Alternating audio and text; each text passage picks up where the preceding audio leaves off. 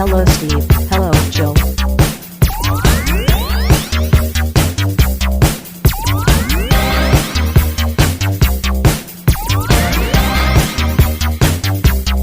It's time to game classy.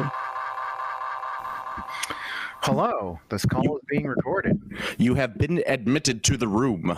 I have been admitted to the room. What do they say at the beginning of, what the hell's that? You know, the top-down shooter, you're in an arena, and it's like you get money as you go through the rooms? Oh, Smash TV? Smash TV. What do they say like right at the beginning of Smash TV? It's like... everything is just all like 80s. It's like, who's ready to win a new VCR? I mean, yeah, it's something, but... I don't remember. I played it not too long ago, and it's the very that game. There is probably something that the dude says because they kind of made like the host into kind of a character, so he's probably said something specific. It's just I was reminded of like RoboCop, like how you feel Smash TV and RoboCop are the same level of satire. Yeah, like they're not connected at all, but yet in my mind they're so interconnected. It's not even funny. I'm fairly certain that the Smash TV guy says I'll buy that for $1. Yeah, I'm sure he does. I think you're right. But then again, it's like in those heyday of video games, they just stole everything from movies. So yeah, as we said in the last cast, you know, everything's stolen from They Live. That's true. I'm here to kick ass and chew bubblegum, and I'm all out of bubblegum. That's right. That's the classic Duke Nukem line. It's not from Duke Nukem. Not from Duke Nukem, no. Yeah. God, I love They Live. It's such a good movie. They need to put that out on Criterion is what they need to do. I want a Criterion cut of They Live. Yeah, that'd be sweet. And give me the full length of the fight. I know that fight was longer. Of course it was. It was two old men punching each other. And the funny thing is like neither of them were that old, but yet they really look their age there. Yeah, I mean, I stand by unironically. I think that is one of the best fights ever filmed in a movie. I won't say it's one of the best. I would say it's one of the most realistic fights. Yeah, sorry, that's what I mean. Like I think it's one of the best because of how real it is. Because I was watching that. Watching that, and like the person I was watching with, they'd never seen it before, and they turned to me and they were like, "Did they really fight?" Well, here's the funny thing about it. Like you'd want to say like, oh, they need to make it more brutal, right? But that's not how real fights are. Real fights are silly when you see them happening. Yeah, no, it is. So for anyone who hasn't seen the film They Live, you absolutely, first of all, what the hell's wrong with you? Stop listening to this podcast and watch They Live. Yeah. Like right now, this is what you should do. Fucking phenomenal film. One of the best movies ever made. Like no hyperbole. The movie's No, you're absolutely correct. Phenomenal on all counts. But there is a scene from They Live where the protagonist and the protagonist? What's deuteragonist? What's the secondary support character? Oh God! Now you put me on a spot. I'm not gonna be able to figure it out. All right. Well, anyway, the characters in question are the main character, who is Roddy Piper, and then his friend, who is the secondary character, the deuteragonist. I think it's deuteragonist, but I might be wrong. Oh, yes. It's not the protagonist. It's the you're right. Yes. So, and that is Keith David. Yes, and that's Frank. His name is Frank. Yes, Frank. And the two of them have a fight, and it's just a fight. Like it's a very real fight. Like they put on the glasses. Yeah. I don't have any other way to describe it other than they have an actual like physical altercation, and like it's a fight. It's really good. I will put it down to the fact that Roddy Piper knows how to put a staged fight on the screen. Like he knows how to sell it. Mm-hmm. And I also believe fully that Keith David would totally be up for like, show me how to make this more realistic. Show me how to make this more realistic, man. Yep, absolutely. Yeah, no question. I live again. Yeah, no, so that movie's great. That fight scene's great. I highly recommend it. It's awesome. Yeah, that's I've been slowly getting into Criterion movies. Just because what happened with my Instagram and my Facebook really messed me up in terms of like, holy shit, everything can just disappear, right? Yeah, are you on the Criterion channel streaming? No, Oh, no. But it's here's real good. yeah, it is. My thing is though, I don't necessarily want the glut. I kind of want to go through and buy movies that I know I enjoy watching and want to watch a nice high fidelity copy when I watch it, right? Okay. Because that's my problem. Is like so many streaming services and the internet sucks in certain places and like shit gets on and off. And I'm just like, I'm gonna go back. I'm gonna get like really nice copies of the stuff that I love. Oh yeah. That I know I'm gonna watch multiple times. Yeah. So am I gonna get a Criterion copy of, I don't know what's a fucking Ron? Assault on Precinct. I'll say Assault on Precinct 13. That is not a Criterion release. But of Ron, the movie by not Miyazaki. God, Japanese film director, the guy who did Rashomon and Throne of Blood. But anyway, Seven Samurai. Kurosawa. I'm not going to go by Kurosawa's Ran on Criterion because I'm never going to watch that more than once. Yes. It's a great movie, and I've seen it probably twice, but am I ever going to watch it again? Maybe once, and I really don't mind. It's a very beautiful movie. However, Time Bandits, which I just got on Criterion, I'm going to watch the fuck out of Time Bandits because I love Time Bandits. Yeah, Time Bandits fucking rules. Yeah, so I bought the new. It's an updated. You should like it. Yeah, I got an updated 4K release of it. I got, because in November Criterion does 50% off its catalog, and those movies are expensive. Oh yeah. So and especially the 4K re-ups that they're doing. So you're paying $50 to $60 for those. So you get it on the half off sale. I don't mind paying $20 to $30 for a really nice new copy, and Criterion does really good stuff. So it doesn't bother me if I know it's something that I'm going to watch multiple times. Sure. That makes sense. Which surprised me because actually WALL-E is on Criterion right now. And I'm like, that's a fucking Disney movie. I'm shocked that that's on Criterion. There is, you know what? Criterion has enough clout to do it, basically. I'm sure that, yeah. It's also Pixar, so it's not exactly Disney. Yeah. So I see like they could get away with it that way. They are streaming Assault on Precinct 13, but there has not been a physical Precinct 13 release for Criterion though. No. They're pumping up this documentary called Directed by John Carpenter, which is I've heard about that. I really want to watch it. Yeah, it's apparently super good. But yeah, one of the highlighted films in there is Precinct 13. So they have all of the films in that documentary that they talk about. So it's They Live, Escape from New York, Precinct 13, Prince of Darkness, I think Starman too. He's a star man. This guy. He'd like to take you home with us. Mouth of Madness. I mean, I don't know. John Carpenter kind of really only directs bangers. Really, he's got a couple duds. Yeah, I wouldn't say he directs nothing but bangers. He definitely not nothing but like if you throw in a random John Carpenter movie, the odds of you hitting a banger are way higher than not. Oh yeah, absolutely. I think John Carpenter is. You're never going to be wrong with having John Carpenter as your number 2 on a midnight and like a movie watch night. Yeah, for sure. Put it on a John Carpenter movie as your second movie. Never put it as your first, but it's always a good second. Yeah. Yeah, because you don't want to know why? Because your second movie, you're always a little bit drunker, you're a little more high, and you're always a little more relaxed. And it's a little later on in the evening. So you want something that's going to be about 90 minutes, going to be really chill, and you're going to enjoy the hell out of it, Yeah. So that's why I recommend John Carpenter movies as your number 2. Yeah, no, it's fucking Dark Star. That movie's terrible. Yeah, Dark Star's pretty bad. I'm just looking at his filmography right now. So I was just looking. He's only got 35 movies, and a couple of those are music videos and shit like that. Yes, he directed Escape from New York, and he also directed Ghosts of Mars. He also directed Escape from LA. I'm an Escape from LA apologist, so I must confess, I love Escape from LA. It's the same movie again. It's not as good. It's literally the same movie again. It is the epitome of a sequel where it's like, yeah, it's mostly the same movie, it's just not as good. It's like, oh, okay. It's like, did you think Escape from New York was a 10? All right, if you thought Escape from New York was a 10, you're probably gonna think LA is like an 8.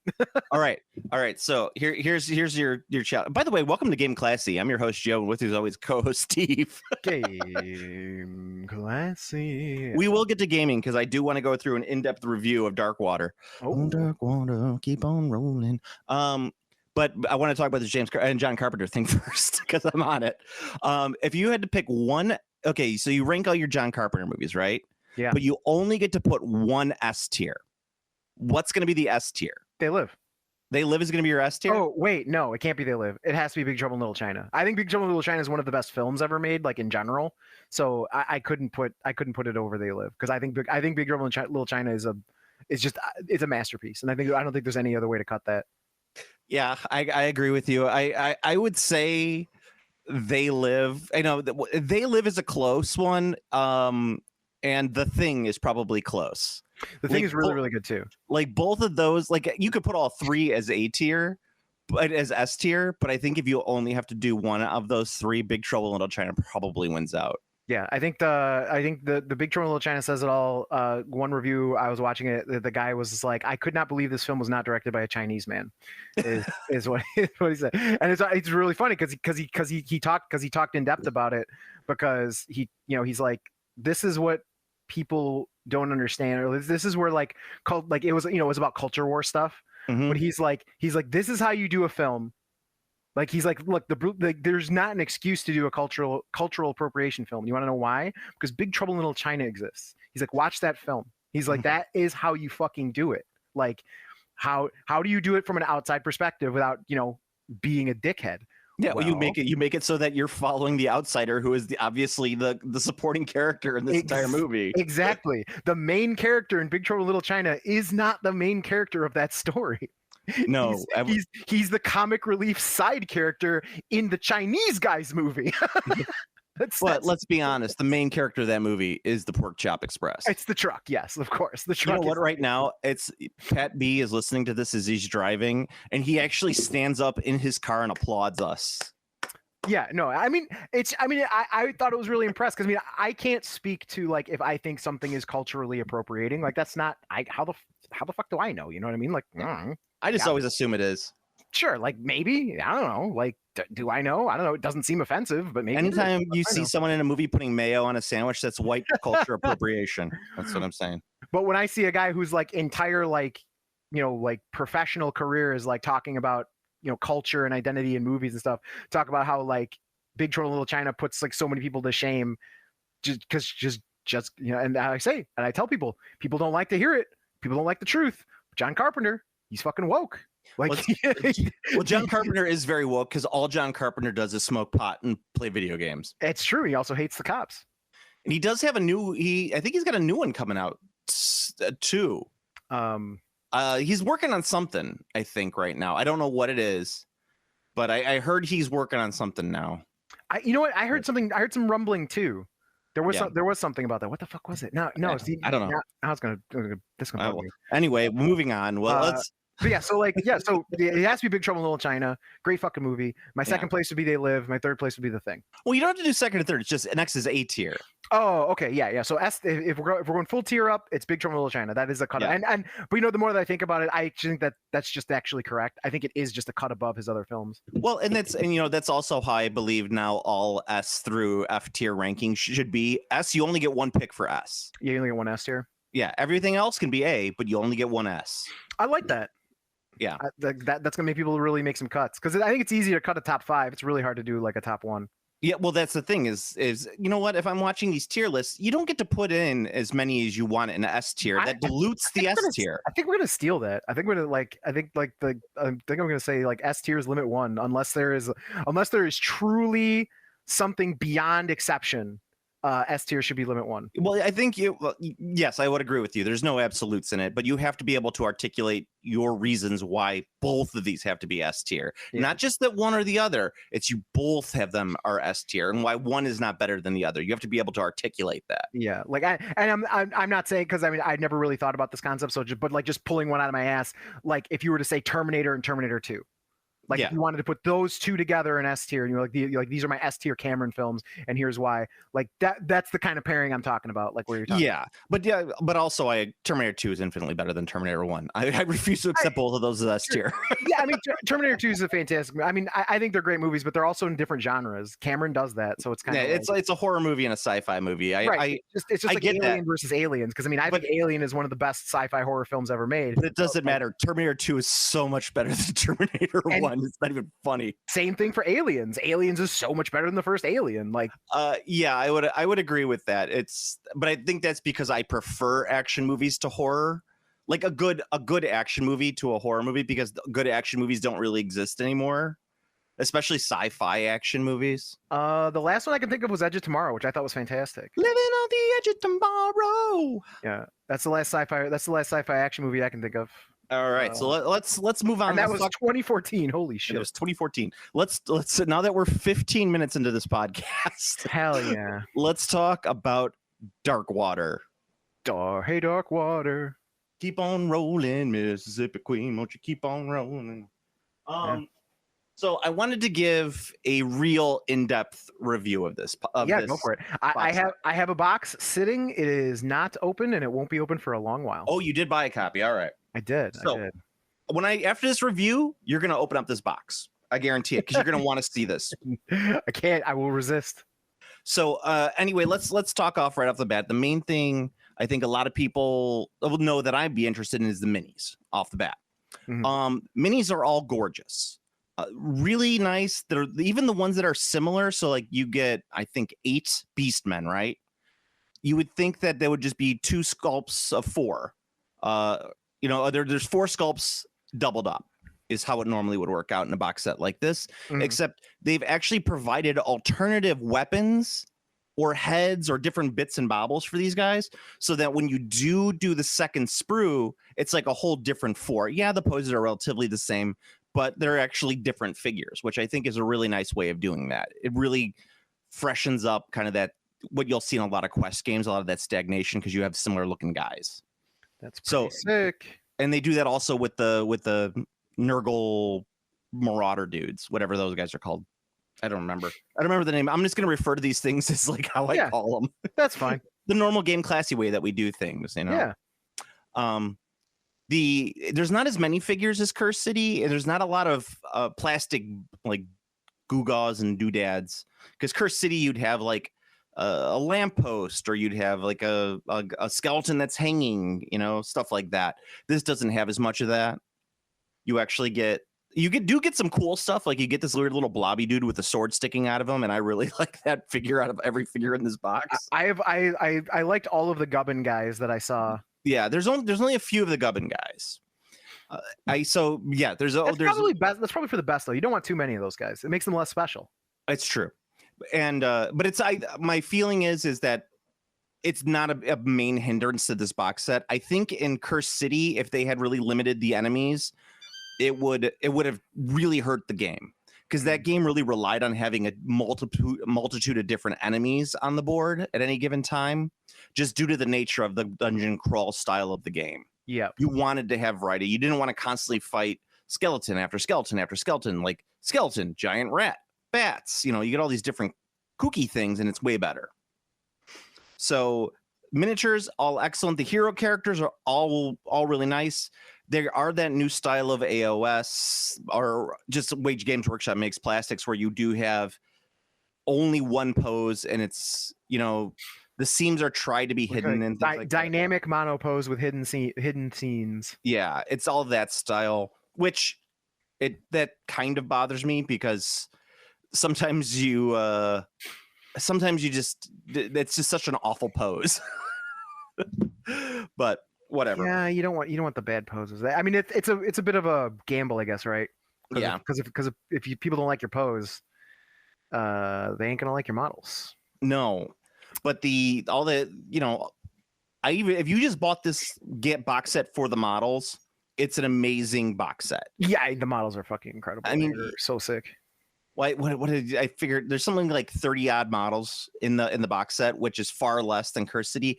But you think about it, and the box set is like what, $250 if you buy it retail. Yeah. So if it's $250 and you're getting 32 figures, that's like most battle boxes that you're getting for like, or spearhead boxes. Yep. Yeah, they're about what, $200 or maybe a little. I think those are less expensive. No, the spearheads are cheaper because they're meant to be like I think Like not the in the army Christmas box. the Yeah. Christmas boxes that you get. Those are like $250, and you only get like 32 figures in those. Either. Okay, so here it is. Yes, this is this. So they don't call them something specific. So here, for example, the Sylvaneth Outcast Spike Grove. Okay. That comes with Drycha in her fucking power armor. The Tree Lord guy. It looks like 16 dryads, and then 16 of those dudes who are like half elf, half tree, but they're infantry sized. So like significantly more than a spearhead. That's what that because it is a total of 37 miniatures, and 2 of them are oversized because there's Drycha and the Tree Man, and that's $250. Oh well, there you go. Yeah. So it's not called anything. It's called the Sylvaneth Outcast Spike Grove. So I'm sure because I've seen ones that they've done for other armies as well. They're always just called a thing. They're not called like battalion or battle force. It's always named something. Because I know that I saw one for the orcs. It was like, I don't know. So it was some fucking pig pun because it was when they did the new giant pig for Big fuckers pig pen. Yes, when they did the new giant pig for AOS. Nah, the giant pig. The Gorgruntus. Yeah. When they did the huge one, the Maw Grunta. Oh, okay. The really, really big one. It's when they did that. Hold on a second. Hold on. Go ahead. Da, da, da, holding on. Da, da, da, da, da. Yes, it's a spear. Okay, so spearhead's $150. Okay, so it's an extra $100. That's what it is. It's the one step over a spearhead. But yeah, it doesn't appear to be called anything because all these other. Were you just talking that entire time? I was continuing and I was rambling. Yeah, no, okay. Then I'll have to leave it. I'll have to leave it in, and people wonder like, why? What's going on? It's a tier up above a spearhead. My dog was jumping at the door to go out and pee, so I had to let him out. Spearheads are 150. These other things are 250. So there you go. And yeah. So I was right. It's about equivalent, and you're getting way more shit, which I'm about to get into. Mm-hmm. So hero models, all great. They went together very easily. No major issues there. My advice always is on these newer models is follow the directions. It doesn't like you can't put these figures together without directions in this day and age. Yeah. Unless you have like weird Rain Man style visual spatial coordination where you're just like you picture the model getting assembled in your head before you even touch the glue. You're like the Batman of modeling. I can do that sometimes, but I stopped trying to because what that gets you into is you get into the I'm building this correctly on site, and you're right, but during the construction you needed to do this specific step 4 steps ago at this other time because this joint actually needed his tongue needs to slide in and the back of his head actually slides in, so you basically fucked everything by building it in the order you chose to build it in. So, and that's exactly right. So when you get past the minis, you get to the quick start like handout that they give you, and you want to know what's really fun about this? There's a video tutorial of the game with a QR code. You just click on your phone and it says, "This is how you play the game, you dumb shit." That's pretty sick. I know, exactly. Even though I don't believe in games that should be that complicated that you can't learn it from reading the rule book. But as we know, no one actually plays these games. They're just going to watch the quick how-to video, and they're going to, I have all the accomplishment of actually playing this game just by watching it on YouTube. Depending on how long the how-to is a lot of times I won't actually I won't actually watch the how-to, but I will judge if I want to try the game or not based on how long the how-to is. I'm looking it up right now. See how long. Oh shit, that's loud. Only because it's one of those like 8 minutes 27 seconds. See, that's a how-to I would actually watch. 8 minutes? Well, yeah. Well, I mean, people will sit there and watch anything Games Workshop related just because it makes them feel like they're actually playing this game. So. Well, for me, it's very much like, you know what, I like it as an assessment tool. Like, you know, you look at a how-to of like, I don't know, the meme answers in Twilight Imperium. Yeah. Like go look how long the Twilight Imperium visual guide is. I'm sure it's multiple hours. Yes, I'm sure. All right. So after you get through the quick start, guess what's inside, Steve? Take a guess. It's got to be the book. Oh, no. The book is underneath, but there's something on top of the book. So on top of the book. Instruction manual? No. Even better. It's another box, Steve. It's a giant box. Oh my god, a box inside the box. It says this box inside the box, and I'm not talking like a little box, because guess what the big box is filled with? Little boxes. Holy shit! So you get a box full of little boxes. And it's kind of really cool. When I opened it up, I kind of let out a, oh shit. I know. I was like, that's awesome. Yeah. I kind of caught my breath. I was like, holy shit. Kind of little hesitation in it too. That is, for the fans, I like it. The asthma kind of orgasm there. I like it. Yeah. But it's actually like when you open it up, you'll see it. It's really kind of nice. And all of like the cards and rule books and everything are all stacked nicely in there with these nice boxes. So you get like Act 1 cards, Act 2 cards, you get mission cards. Oh, that's pretty ballin'. But they all come in these like really nice little boxes, which I'm like super stoked about. Yeah, I mean that sounds sick. I'm very excited about this. And there's the tokens and shit like that in there. You do get a box of dice. Did you see the pictures I sent you of the dice? Mm-hmm. Yeah, they look really nice. But the rolls. I'll say you said they roll really well. I have never seen a set of dice roll so statistically perfect in like 10 rolls. I did 10 rolls of them, awesome. And it was nearly like I did 10 rolls of 6 dice. Just to kind of, or maybe I did 12 dice. I think it was 12 dice to kind of see like what the scatter point would be. And they almost all rolled at least 1, 2, 3, 4, 5, 6 every time I rolled. So like 6 dice, they would always roll 1, 2, 3, 4, 5, 6. Like it'd be a straight. I've never seen that happen before. Huh. All right. I mean, that sounds sick. It sounds like they actually have some reasonably tumbled dice. Yeah. It sounds like they're really balanced is what it seems like. Like to get that even of a spread, that was like crazy. I'd never seen anything like that before. That's unusual. I'll see how mine work. I'll see how mine work. You roll them all, just as it comes up all ones. Yeah, they're just ones. I'm like, God damn it, fucking Joe. He got all the good dice. Yeah, he got me again. He can't keep getting away with it. All right, and then we get to the book. We get to the magic book. The book is ginormous. First of all, it is literally the size of the box. So that footprint of the box is the size of the book. Does it lay flat? Yes. Asterisks. It's the binding on it is a very broke binding from what I've seen. And with a very broke binding, it's going to lay flat. But there's still some page bulge. And everyone knows that we here at Game Classy really like the bulge. Oh, absolutely. But there is definitely a page bulge in the book. Some might consider the bulge to be essential. And those would be me. It's not perfect, but I would say it's as close to perfect as you could possibly see. And don't tell me it's like you can't see the bulge, because I got down and I measured that bulge. I eyed the bulge. All right, hell and I saw it. I saw the bulge. It was there. You can't say it wasn't there, especially when you get towards the end of the book. Artwork on it is great. I honestly kind of love this method of doing boards. It was very similar to an idea I had up for doing solo RPGing. But this is a great execution of that same idea that I had. Okay. Here's my problem with it. My biggest problem with this game is that all of the cool things that Games Workshop did for this, they're never going to do again. They will learn all of the wrong lessons from everything cool that's in this book, that's in this box set. They'll we don't need to put as many models in. Okay, they'll put more of that in. The book, they're never going to do another book like this. I would almost put money down on the fact that this is the only time Games Workshop is ever going to do something this cool. Okay, with this book. And I also kind of wish. So this is one thing I do wish with the book. I wish that the book had a little bit, like almost like I wish it actually had like lore in that book.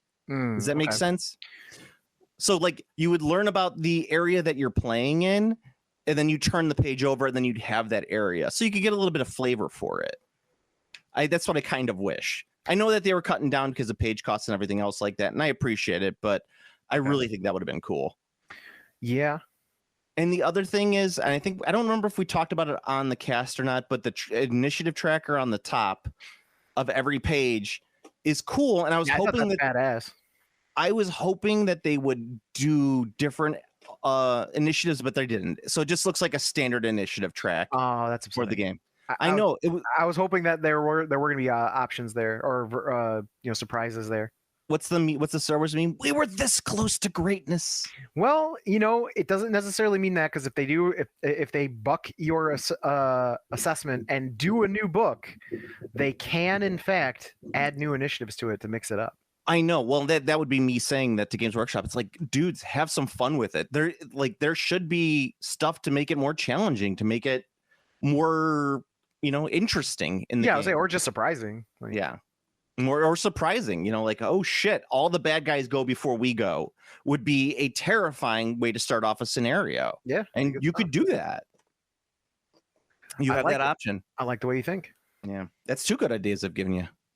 There you go. We're just spitting out great ideas for you, Games Workshop, free. Hey.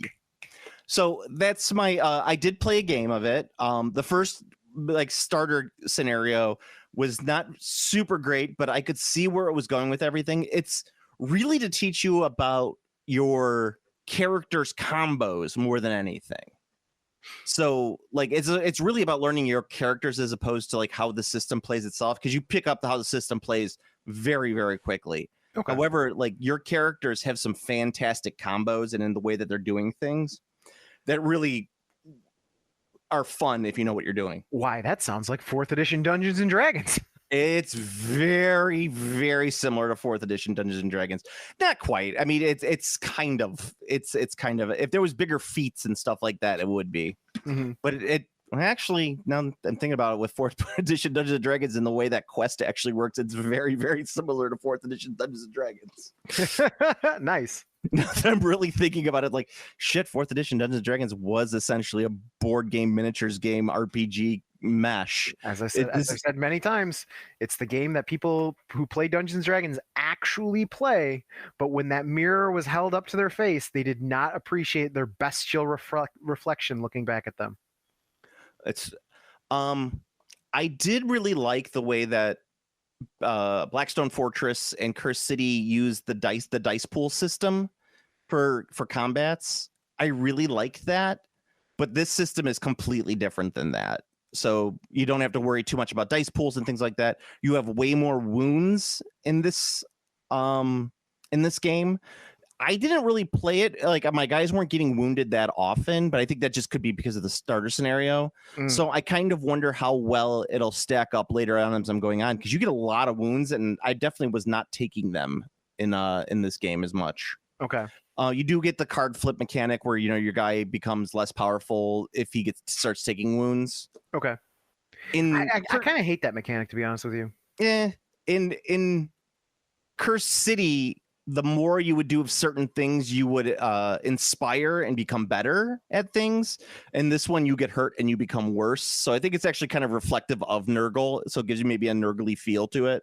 Yeah. No, it's just, that's one of those, I don't know, I guess it depends, because it depends on how shit you get, I guess. Because I find a lot of those, a lot of the issues I end up running into with those mechanics, not saying it's this one, because obviously I haven't played it yet, but I find a lot of games go too hard into that, so that it just becomes a lose more scenario where it's once you start losing, you get snowballed because your guy gets worse. So actually coming back is really, really hard.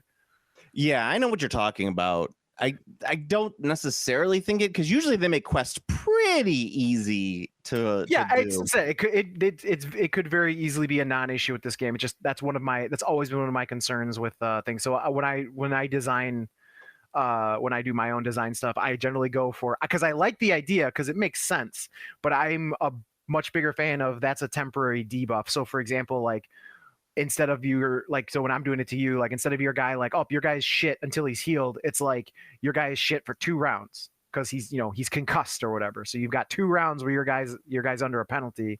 And then once those 2 rounds are up, you're back to, regular. Oh yeah. So you did, because putting people down is okay, but taking them out of the game, that kind of sucks. Yeah. Now, obviously, that doesn't matter if you're playing by yourself, because that's a mechanic that's great for single player, because single player is managing the party, right? So you want to manage all 5 of them. So having a character become really shitty is good for you, because that's part of your that's part of the strategic exercise. It's really shitty that is your only game piece. Like, congrats, your only game piece is now bad. Please continue to play the game. Yes, I was trying to find the character cards because I wanted to give you an example of them. I'm down. I think it's kind of so they come wrapped in these really beautiful little boxes, all the cards, and they have like stickers holding the boxes closed, and it's so nice that you just like don't want to open them. Awesome. But it actually does come with like one of these little boxes that has the cards in them, has a bunch of cardboard boxes to put the cards into. Oh, nice. Like how beautiful is that? I'm a huge fan of games that I just recently started playing the Sorcery TCG, and one of the things I like the most about their game so far is actually packaging, because they put their starter decks in boxes that once you open the box and take all the stuff out, the box is incredibly oversized because it's designed for you to sleeve all the cards in the starter and put them back in the box and have some space. Yeah, I mean, I love beautiful little like gubbins like that inside the box. Mm-hmm. I'm like just admiring them right now, looking at them. But yeah, you get the full cards, but luckily you don't have to flip these cards. There's no like actual, oh, I got hurt, now it's this. So you have more.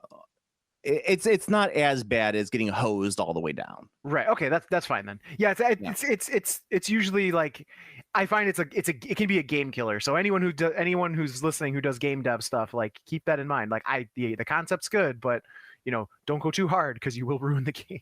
Well, yeah, and I think one of the nice things about Quest in general is that it lends itself because you're playing with a 4-party.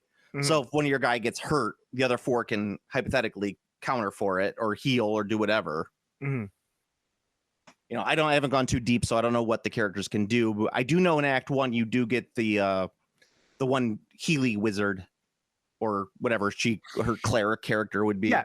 I mean, as a party, it's a very cool exercise. But as when you're playing and it's your only game piece, it sucks to be bad. Oh yeah, that's absolutely true.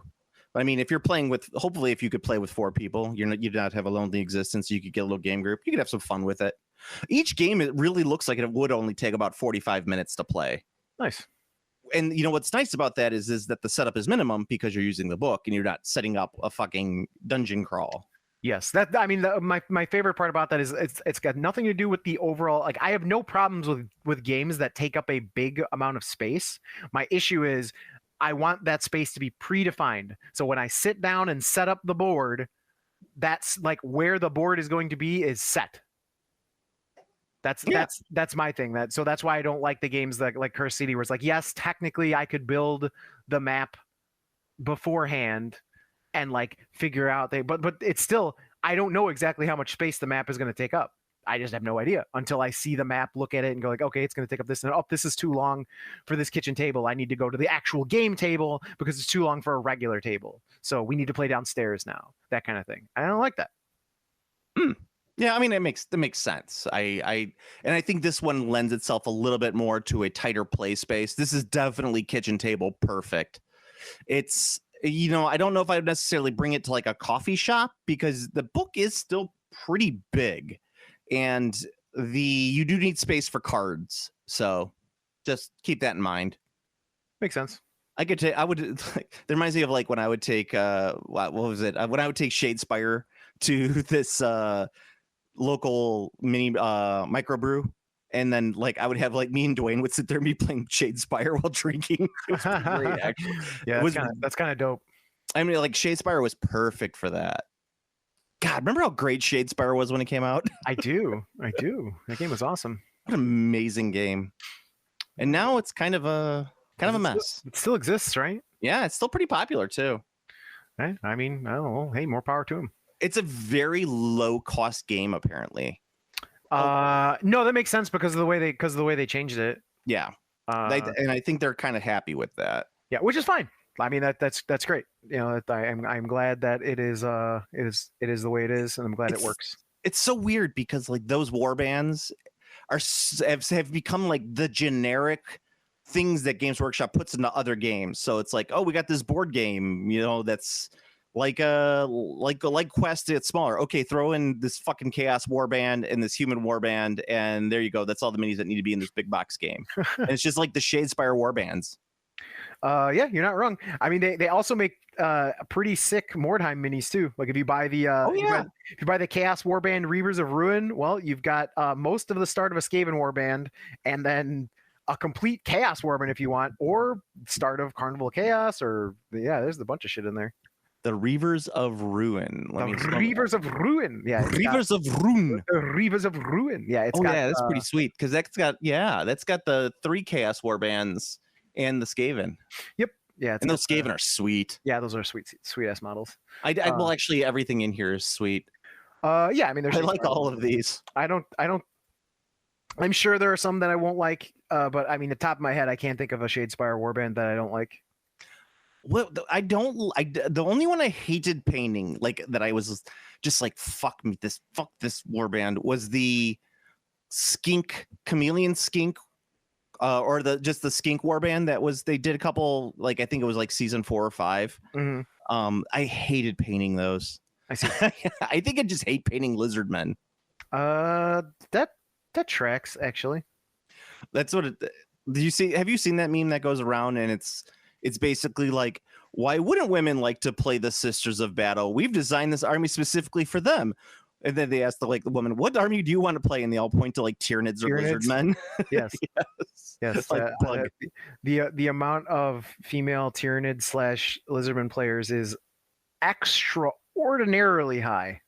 And like, I'm not asking why, as in like, why would you do that? It's just like, why? It's just you ponder it for a second. The trend is real. It is a real thing. But yes, I too would like to know why. My guess, and this is just my complete guess, is the colors. You could be right. I don't want to speculate on anything, but I also think that there are some stuff that are just ingrained in us that we just have no answer for. Maybe. Yeah. I mean, my assessment would just be the colors, because the Tyranid, like if you look at a lot of the Tyranid outside of the, the very like surface level shit where it's all just Clan Leviathan. Like Tyranid color schemes are pretty fucking robusto. They've got a lot of color schemes. They have a lot of color variety, and that everything that I'm saying about the Tyranids also applies to the Lizardmen. And if I ever did a Tyranid army, which I will never do, I would totally do the coconut crab pattern. That's my favorite pattern on Tyranids. The coconut crab pattern. Someone did. If you look it up, like you look up coconut crab Tyranids, the guy comes up. Coconut crab. Oh yeah, no shit. I'm looking at it now. Yeah, he's got a tutorial video and everything. Isn't it? It's just like a gorgeous paint scheme. I mean, yeah, I don't know what I was expecting, because it's literally just the coconut crab. Like I know, like kind of makes you want some coconut crab, doesn't it? Not. I don't think so. Do people eat coconut crabs? Actually, they do, and they say it's delicious. But that's it's like one of those things that's like they're big and scary. Yeah, I mean, well, you get a lot of meat out of them. Like for example, if like we lived where coconut crabs were, we'd get tired of coconut crab too. It's like if you ask someone who comes up here from like the island of coconut crabs, and they're like, I would kill for an Italian beef, and you're like, eh. I like, got you. Yeah. Yeah, no, like I wouldn't fuck with a coconut crab. They're big and scary. I would eat the fuck out of a coconut crab. I mean, I'm sure you would. I just that's not that falls in my, like when I see a crab that can like kill a full-sized bird. That's one of those things where I'm like, you know what? I'm not gonna risk their vengeance, and I'm just gonna. You become the cover of that magazine where you're just fighting the crabs. Yeah, exactly. Like I don't want to be that guy. I don't want to be that guy. I don't want to be the guy who's shirtless and all buff and shining in the sun and all greasy, fighting off crabs with my stick. There you go. I don't want to be that guy. Yeah, but think of all the level 1 XP you'll get for that. You're not wrong. There's no, if you want coconut crab is at least the level 2. It's like got to be the upgrade to the level 1 crab. For reference, in case anyone doesn't know the art, the thing that's great about this is put it on the Discord, Steve. I will. And the great thing about this is that I don't know if you knew this when you mentioned it. You can say that you did, and I'll never be the wiser. But do you know that he is specifically fighting coconut crabs? Is he? I did not know that. No. He is. He's specifically fighting coconut crabs in that. Oh, he's getting level 2 XPs. Yeah, he is. I'm going putting it right in the general. Brayden the General, he is fighting the coconut crabs. He's No, I did not know that. legitimately he's fighting coconut crabs, and they're fucking him up too. Yeah, they're gonna win. Yeah, There's too many of them. Yeah, they're fucking him up, man. Like if he's not paying attention, those ones are gonna come from behind him. They're gonna clip one of his tendons, and it's over. Especially because he's probably just level 1. He's only wearing like a pair of torn up shorts. Yeah, I would say he's probably higher than level 1, but he's experiencing enough fatigue to give him level drains. So he's effectively a level 1 character. Okay, it's good to know. Good to know. I mean, we have to assume context because I mean, he clearly is not like, you know, this is not his native area. He's in, you know, he's in fucking denim jeans. He's got no shirt. He's got work boots on. Like he's clearly stranded here. So you know, he's taking some debuffs. All right, so I did want to move on at this point. So Darkwater, I think, is really worth it. You're paying $250 for most top end board games now, and this is a great mixing of a top end board game and Warhammer. This is as bougie as you can get. Let's just put it that way. Yeah, no, it looks sick as fuck. I'm very much looking forward to it. It'll be the so all the my holiday purchasing, my Black Friday stuff, and I grabbed that. Oh yeah, you got so much shit. And I got the Marauders. I am now on the like I must get through what I have, and my capstone for all my projects is going to be Quest because I'm going to do all my other stuff, you know, at the appropriate paint jobs that they should be. But Quest, I'm going to actually do, you know, I'll do it the same level I painted my Mordheim guys, where like I'm actually going to do like long paint schemes for each character, and I'm not going to write them down. I'm just going to do them and be like, yeah, these are done, and not care about keeping track of any of that shit. Because that's my high I have to, because remember I was futzing around about it, and you were making fun of me for having paint plans that are recorded, but very specifically this is for me, it's part of the level. So because I'm going to paint Quest at my top level at like the best I can do, there will not be a paint plan. Okay. So when I'm painting at my top level, I don't do a paint plan because I reserve that for like things that I don't ever plan to do ever again.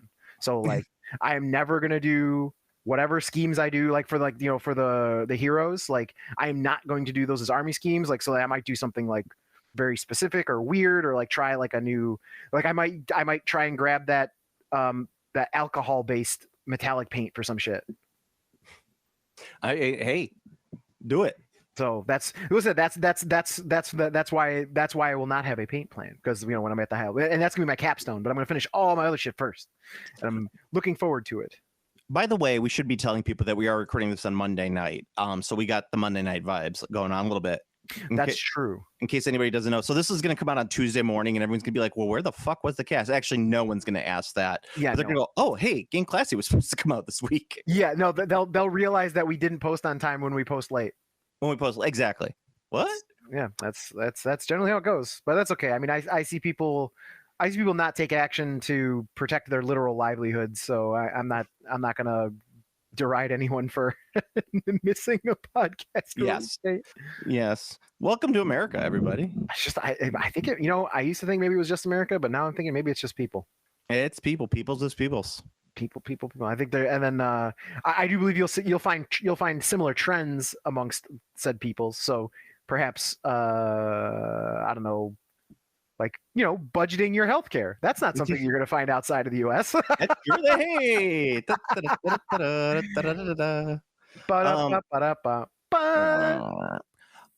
So I'm gonna move us on to a topic that I have to make a full-on apology to our listeners for.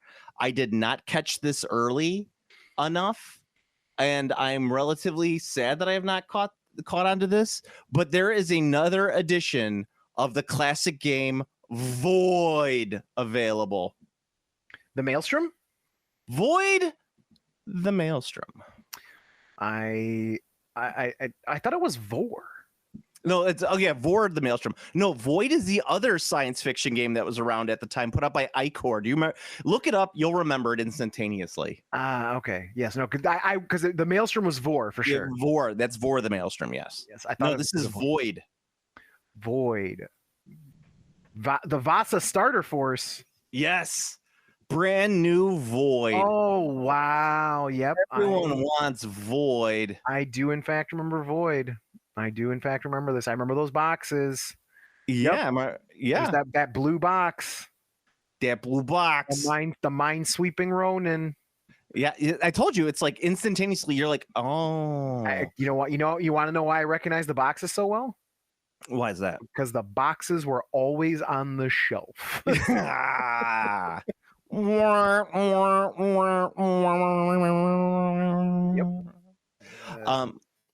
Ichor though was pretty cool. I love those sculpts.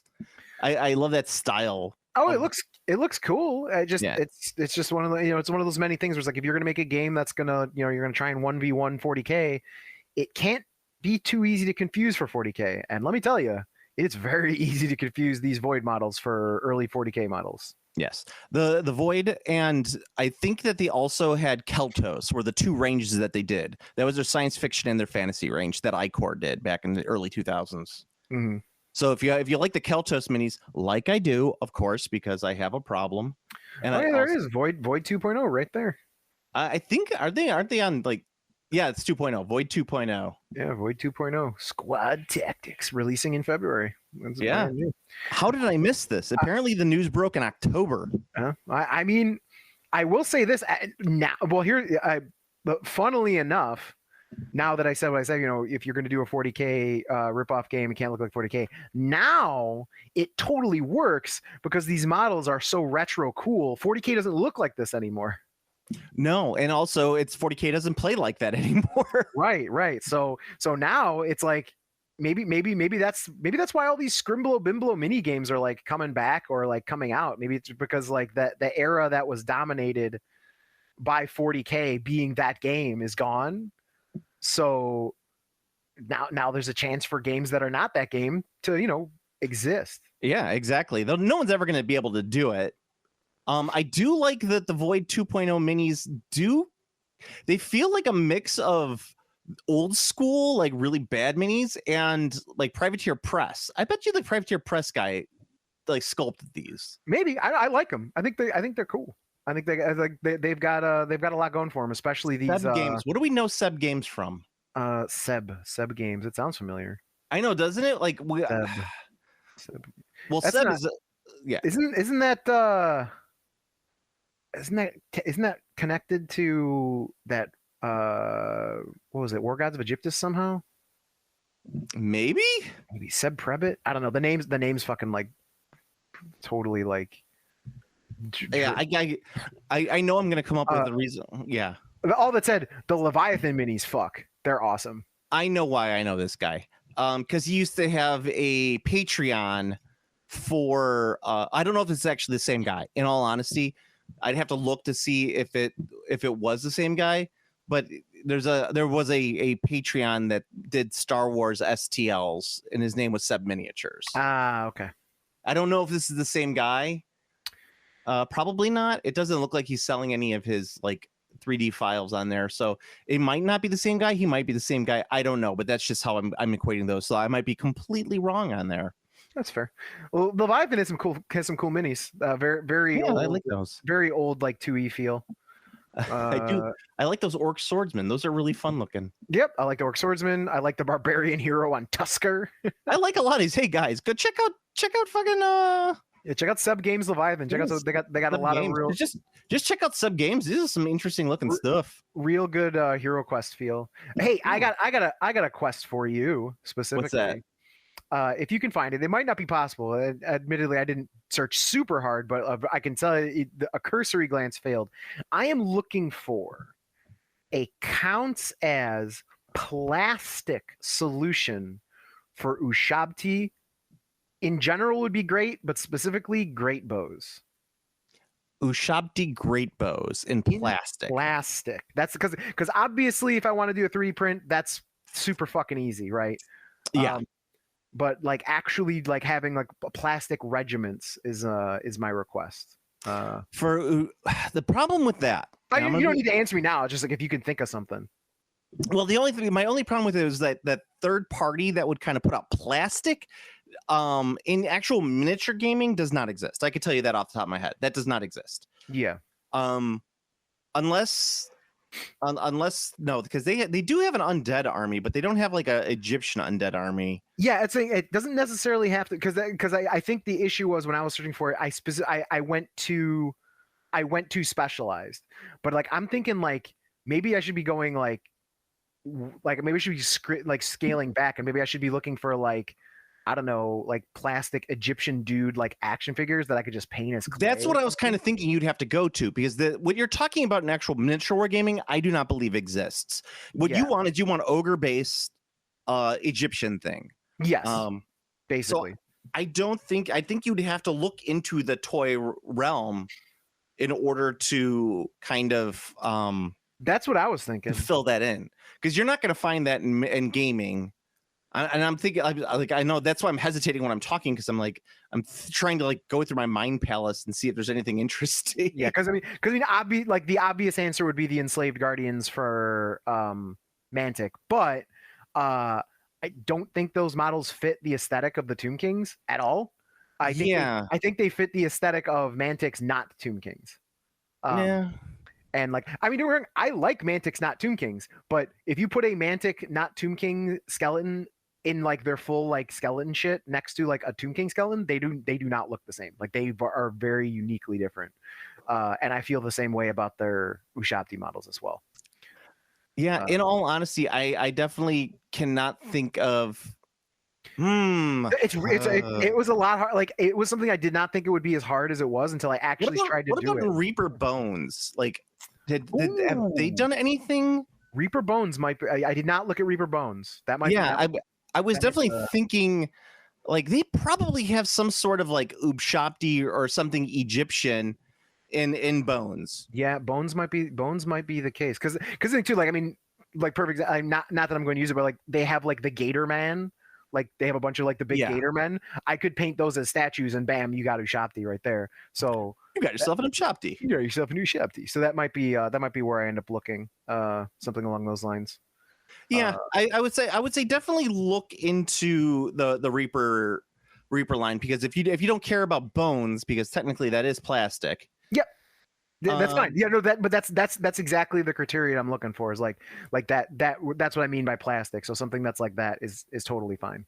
Yeah. I mean, I'm looking kind of right now. There's a couple. Yeah, you got like the Sokar's avatar. Yeah, no, I think that's probably going to be a very likely answer. Yeah, I don't know if they have that in Bones though. That's the only problem. That's just that's a metal figure, it looks like. And they got some the Anubis statues that you can have. Yeah. Yeah, I mean that's not an outside thing. Yeah, maybe I'll take a look. That Bones, I don't know why I didn't think of Bones, but yes, that's a great call. You know what I was going to use as Ushabti, which I thought would be cool, except for the fact that I have like 15 Ushabti. I was going to use the Avatars of War crocodile guys. Oh yeah, hell yeah. Use those as my Ushabti. Yeah, hell yeah. Those would be great. I mean, if I ever do get to Tomb Kings, which I want to do so bad one day, I am definitely going to have to just paint the fuck out of those Avatars of War guys as like alternative units. Probably. Yeah, I would actually. I'm doing pretty well in my Chaos Army. I'm probably about the halfway point right now. Nice. I did build my dragon. It is complete. Ooh, nice. That was my build something. I finished my dragon. So he's done. I do need to get a bigger square base, because I'm not going to leave him on this. I can't believe they put this dragon on a 40 mil round. Just crazy. 40 mil round? Yeah, 40 mil round for this dragon. Well, it's not a Games Workshop one, so that's the reason why. I mean, it's a big dragon. Like the miniature, that's true. The miniature dwarfs the size of his base. Yeah, well, they generally don't like Reaper doesn't care about bases really that much. Reaper does a lot of integral bases. This one is thing. Hang on one second. Is it time? My nephew is having his birthday cake. I have to go sing. All right. Well, then we will cut it short and end it here, folks. So, Steve, go off and be with your nephew. You guys know all the regular details. We talk about them regularly, and we'll hope to talk soon. Yeah. See us on Discord. And happy birthday, my nephew, and happy birthday and Merry Christmas to you, Joe. And I will see you later. I will see you as well. Merry Christmas. All right. Bye-bye. Just so guys, let you guys know, we actually had nothing else to talk about at the end of this podcast. We're just noodling. So enjoy it. Merry Christmas. Game Classy.